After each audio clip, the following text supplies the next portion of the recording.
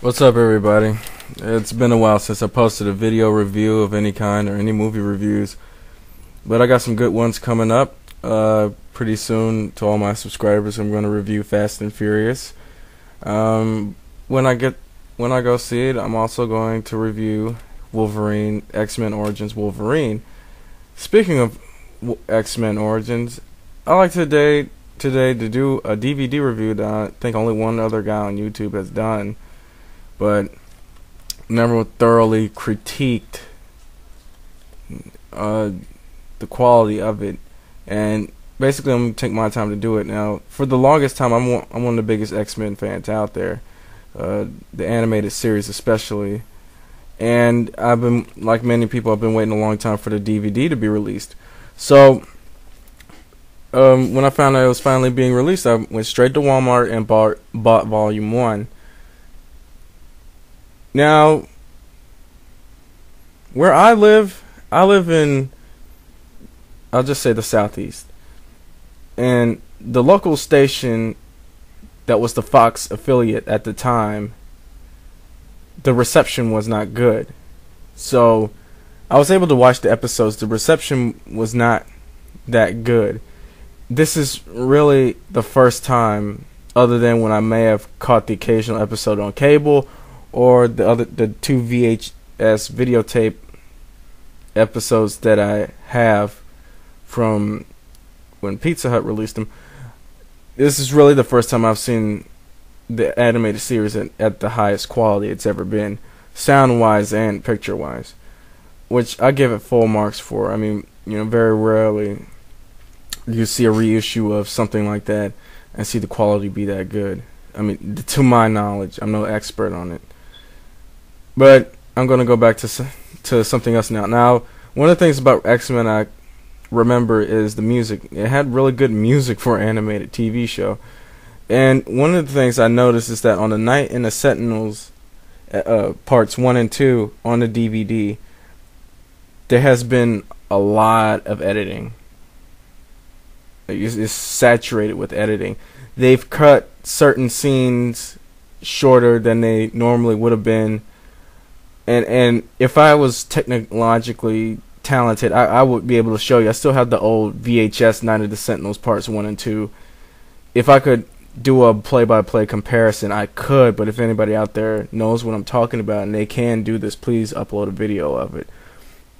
But certain scenes were cut short unnecessarily to me. There are certain little nuances that I do recall that they cut out or left out.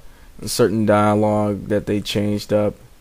Not that they redubbed the voices, but and there's also musical cues. There are certain music cues that were in Night of the Sentinels 1 and 2 that they did not use in this reissue, which really pissed me off. Yeah, I felt it was unnecessary, and they should have just left it as is, but just remastered everything. But they didn't. That was the only episode I saw them do that with, and pretty much it. If you notice stuff like that, it gets better and better each episode you watch. And I'll have to admit, looking back on it, from watching X-Men to watching Batman the animated series to watching good anime like Akira and Ghost in the Shell and stuff like that with higher quality animation. Looking back on the X-Men animated series was not that good animated wise. But then again, they did get better as the season progressed. Like it's like watching them climb a mountain up until like the very last episode on the Volume 1 DVD set. You see how far they went with the animation. It's pretty amazing. I didn't notice it because back when it first came out, I was in 2nd grade. But looking back on it now, I start to realize how far they had come. And of course, there's the later seasons where they got like a completely new animation team, and they replaced some of the voice talent.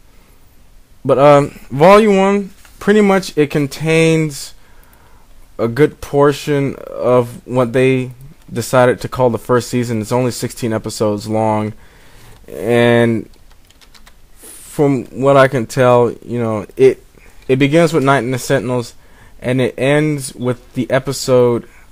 If I recall, I gotta get the thing. with, I think, the episode where they went to go help Storm's son. Episode 16, whatever it takes, that's what it's called. But yeah, 16 episodes, and it was pretty good value for, you get 2 discs, 16 episodes for like $18 at Walmart.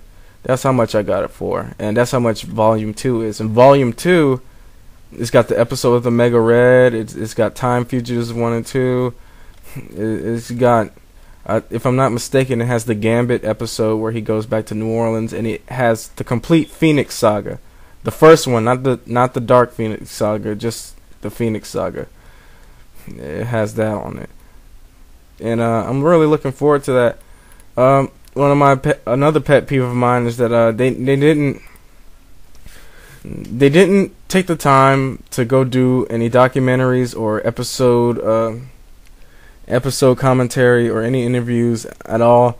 I do feel like, I am happy that they finally released it on DVD and got out of the legal bullshit that had it tied up for so long, but I'm also pretty let down that they didn't put much forth into any extra features, really going over how popular the series became. Really at that time, I don't recall them really having any other superhero thing out there, you know, from a major comic book company until really X-Men came along, and then they gave the green light to other stuff. DC started doing Batman. They went ahead and did the Fantastic Four and Iron Man on the Saturday morning Power Hour, if anybody recalls that. And they did the Incredible Hulk for a brief time, even though I don't really give a shit about the Hulk. And you know, they went ahead. WB decided to do another X-Men animated series, which I didn't feel was any good at all. You know, it felt bloated and hokey, but yeah, this is what we get. I guess they heard a lot of bitching and moaning from the fans, which we should always do. I encourage us to do a lot of bitching and moaning to get the things that we want, and basically we got what we wanted. But I wish they gave us a little bit more. Hopefully they might re-release these with more hidden features and everything. It is a buck up my ass because, you know, if you look at the ratings thing, and yeah, pretty much every other thing says it, X-Men the animated series was one of the most popular animated Saturday morning cartoon shows ever. You know, not just a cult classic, it's one of the biggest ever, and you know, it deserves that type of thing. But you know, maybe they will eventually. I just hope they do. But you know, whatever, we got what we get, and that's about it. And that's all my DVD review. If I could give it a rating, I'll give it 4.5 out of 5 stars. The extra content thing really doesn't bother me that much, even though I wish they did have it. 4.5 out of 5 stars, and I encourage anybody, all my subscribers, post your comments, let me know what you think, and I'll give your 2 cents about it. If you have the DVDs, I would like to hear your opinions about it, and just stay tuned. I'm gonna have that Wolverine review up. I'm gonna do Fast and Furious, and when Star Trek comes out, you know, hopefully I'll go out the day it comes out and come right back and do a movie review, and it'll be one of the first ones you see on YouTube. And that's all I got to say. It's good to be back. It's 2003 JL signing out.